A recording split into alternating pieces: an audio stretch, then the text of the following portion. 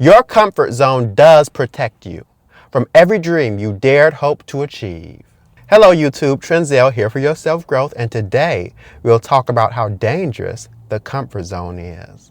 Why do people have a tendency to stay within the comfort zone? It's mainly because of fear, but it's also because of familiarity. It is the devil you know type of situation. You stay comfortable, you stay content where you are because that's what you're familiar with. That's what you know of. That is what you can predict. Once you go outside of your comfort zone, you can't predict that. It makes you extremely uncomfortable not being able to predict what happens next. I say this often, but you cannot see what is on the other side of something you have yet to experience, and that is what keeps you in the comfort zone. Because you can't see on the other side of it. You can't see what's behind it, so the mind starts fabricating. It's a question of what's on the other side of the moon. It's a question of what's beneath the ocean waves. We make up stories. Oh, there's sharks down there. Oh, there's jellyfish waiting to sting you down there. When it could just be harmless fish. Harmless fish. No one out to get you, nothing out to get you. Maybe even the sharks are more scared of you than you are of them. So we make up these stories to keep ourselves comfortable in the known, in what we know. The devil you know, even though it's hurting us, even though it's not helping us, even though it doesn't help us achieve what we want. The fear traps us. The fear stops us. The fear of what if. It keeps us small, and it keeps us from growing. The comfort zone is a trap of familiarity. It's a trap of comfort. And moreover, it's a trap of instant gratification. So we have a tendency to maximize our comfort. And if you're not careful, you will maximize it to such a point where you take all the joy out of life. You just start going through the motions. You go through the motions of life. You maximize your comfort to the point where it becomes so bad that life starts passing you by. It's as if you become a spectator in your own life. You give up on your dreams because of that comfort, or you say you'll do your dreams some other time, so you're passing the buck on to your future self, which is dangerous in of itself. And I call it, when this happens, that you've officially maximized your comfort. You are comforting yourself to death. You're comforting yourself to death. You're comforting yourself straight to the grave, because time only continues to march forward while you're comforting yourself. Humans, people, us, we have a tendency to maximize our comfort to the point where we comfort ourselves straight to the grave and accomplish nothing of particular note. And this isn't the only trap of the comfort zone. There's also the productivity trap. You are productively learning things. So, say you want to have the goal of going on vacation, something simple. You want to go on vacation. Or you want to travel the world, a traveling goal. Now, the first thing you're going to do is you're going to learn. You're going to say, I want to travel the world, so I need to learn about visas. I need to learn about passports. So you learn all about passports, you learn all about visas, you learn about visa requirements, passport requirements. You learn about how each nation plays with all the other nations and how your passport won't be useful in this country or that country. You learn about the culture of the countries and the culture of each country you want to visit. You learn all about it, so you know all about their culture, all about their customs, and you continually learn. You might even say, well, maybe I want to go to Japan or China, so you learn a little bit of Japanese or Chinese, so that you learn a few key phrases, so that way when you do travel, you won't be totally lost, and you can at least know a few key phrases of those countries.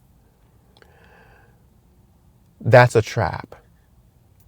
Because notice, you're learning, but you're never actually implementing. You're never actually doing anything. You're never actually moving toward the goal.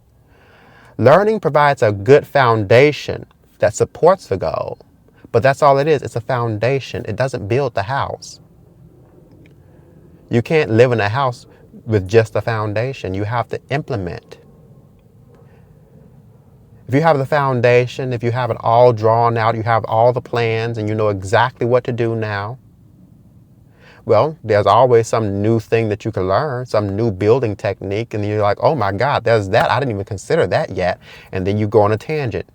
But here's the thing, it all keeps you within the comfort zone because it's more comfortable learning about something new than actually doing the thing that is new.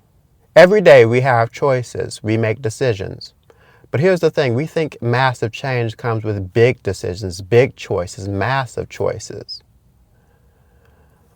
We think we have to book the entire trip and then get on the plane and then make these huge, massive decisions. When really what it is we need to make small choices, small decisions.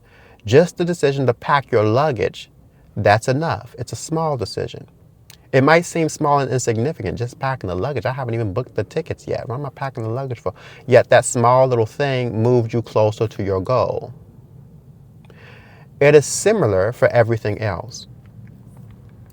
If you want to learn basketball, you don't just learn, you look it up, look it up, look it up. You make one small decision.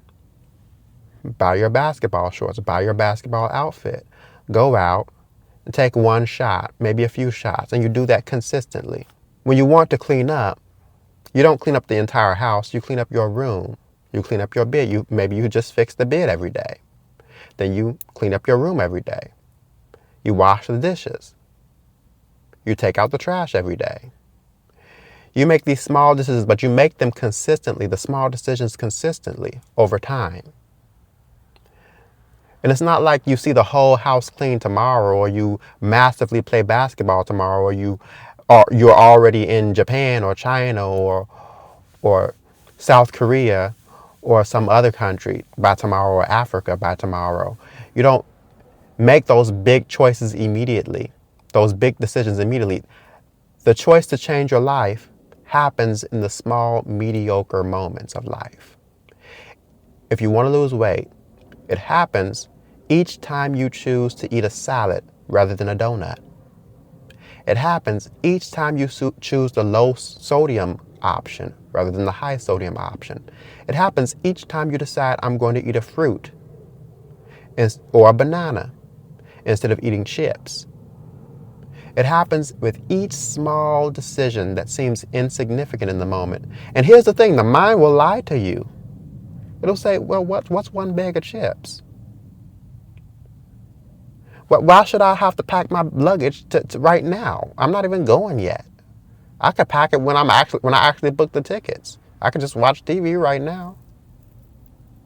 You see, TV, instant gratification. The donut, instant gratification. Our mind is not good at working over long time periods, long time frames. And these small choices, they don't pay off immediately. You're not already on the trip. You're not already on the plane. You don't already know how to play basketball. You don't already have those 20 pounds gone, those 10 pounds gone, those 5 pounds gone. It takes a while before you even notice the change, before you even notice the changes. You might work for an entire week to lose 1 or 2 pounds. And then you get discouraged. You say, well, might as well just have that donut. But see, the problem here is that those micro decisions, those small decisions, they add up over time. They add up and become tremendous. And you often do not see the true benefits of your actions until well after the fact.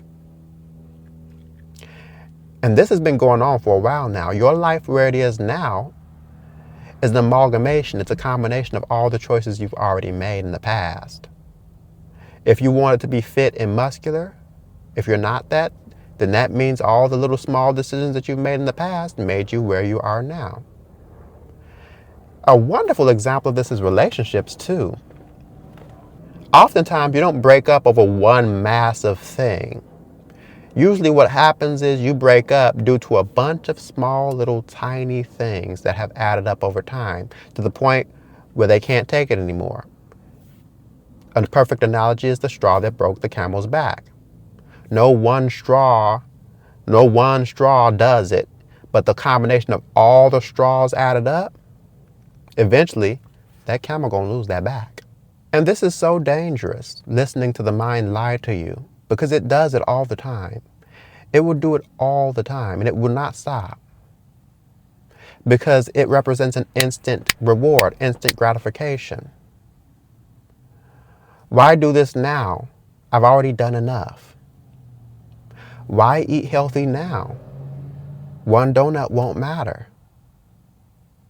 One pint of ice cream won't matter. And then if you hang out with people that do unhealthy things or eat unhealthily, they rub off. And now you have the perfect excuse. Now your mind has the perfect excuse to say, you know what? They're doing it. Why don't I do it? But you stay in your comfort zone for long enough. You stay making the wrong decisions for long enough. The regret piles up. The remorse piles up. And you start going through the motions. You get in that trap of going through the motions. And once again, you get into that trap and you become a spectator of your own life because you're not living in alignment with your purpose, with your dreams, with your aspirations. You're not in alignment with it. And so somewhere within you, are you at peace not being in alignment? Are you at peace with the possibility of not being in alignment for another year, for another 10 years? How long will this continue before you finally change? And to make another point about learning, learning does indeed, like I mentioned, provide a foundation. But true progress is in the implementation of your plans. I personally am extremely good at making plans, but I'm not too good at implementing them. I can make a plan that's drawn out so perfect and beautiful with every single downside thought of and tons of backup plans and all that. But when it comes to implementing that plan, it's a hit or a miss. And you can hardly blame me. I can hardly blame you. The world is filled to the brim with distractions that make you lose focus and lose sight of what you want. Your phone is right there, ready to give you an instant hit of gratification, an instant hit of dopamine. Just bop, right there, bop, a shot of it, right there. You can play a little small game on your phone, 5 hours have passed, and now your mind thinks of another excuse. Well, it's too late now. I'll just do it tomorrow. And then what happens tomorrow? You don't feel like doing it then either. The true price of getting what you want is discomfort. The price of dreams is discomfort. Being uncomfortable. That is the price you have to pay. It's not a situation where you overcome the fear so much as you just take it with you. Because it doesn't necessarily go away except through repetition. You do it enough times and it becomes no big deal. But you will still feel fear at something new, at something different. At every stage, there will always be something new to fear, something new to be afraid of, which makes successful people very rare because they've mastered a skill where they can still feel fear and do it anyway, where they can still have these little voices in their head and still do it anyway, where they can still have their mind lying to them saying, well, you might as well just make this bad decision right now because it's instant gratification. You eat the donut now. You pack later. I mean, why go to the basketball court now? You went for the past 3 weeks. You can take a break now. You've earned it. You deserve it. You deserve to procrastinate. This one time, and then the one time becomes 3 times. A lot of people, dang near everyone, has big dreams and aspirations. Having big dreams is not particularly unique. Even having modest dreams, even having dreams at all, none of that is unique. What is unique is people who implement on it, people who actually try it and go for it. For me, making my YouTube channel, wanting to do YouTube is very common. It's not an uncommon thing. But actually doing it, there's countless people that want to do it but haven't done it. Just as there's countless people that want to try out e-commerce but haven't done it, haven't made any steps toward it. Just starting sets you apart. I want to emphasize that this works for some of everything, Any little thing you want to do. You want to go on vacation, haven't had the time, haven't been able to do it, yada, yada, yada, this excuse and that excuse, that's fine. But your excuses, even if you have a valid excuse, a perfect excuse, you still haven't done it. And then you'll go your entire life without doing it if you're not careful. You want to go on vacation once you retire? You're going to wait all the way into retirement to do it? You're going to wait 10 years to do it? You're going to wait until all your excuses are done with? Because I promise you, they're not going to be done with. Life is just going to throw another reason for you not to be able to do it. You can't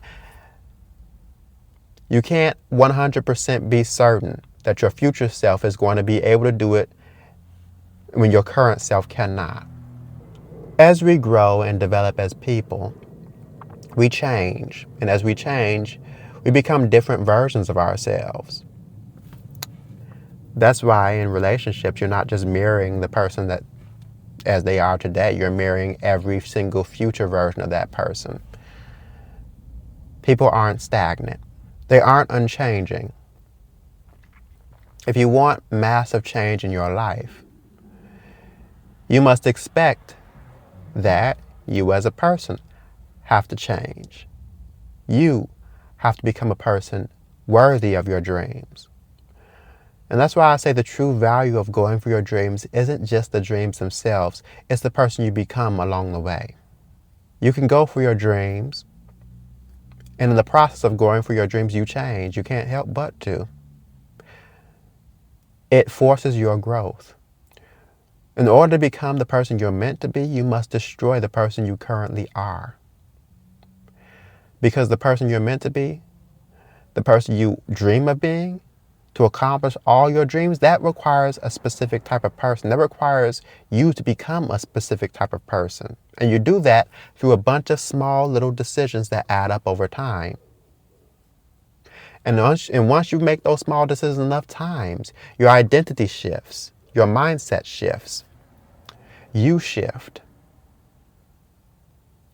And you're different than how you were before. You're no longer that person. You cannot become the person that accomplishes your dreams by staying exactly the way you are now. It doesn't work like that. You must destroy who you are now in order to accomplish and be the person you're meant to be. In many of my other videos, I mentioned the comfort zone in passing, but this is a direct assertion, a direct tackling of the comfort zone. And it's very dangerous, very toxic. You will accomplish so much by just being tolerant, not even okay, but tolerant of discomfort. Hello, YouTube. I'm Trenzel, and I make self-growth content because I believe that becoming your authentic, ideal self is a life goal worth pursuing. And if you like this video, check out one of these. What? Look. Outro. What? So yeah, that video. It's very beautiful videos to my left and to my right. Okay? Check them out. Bye!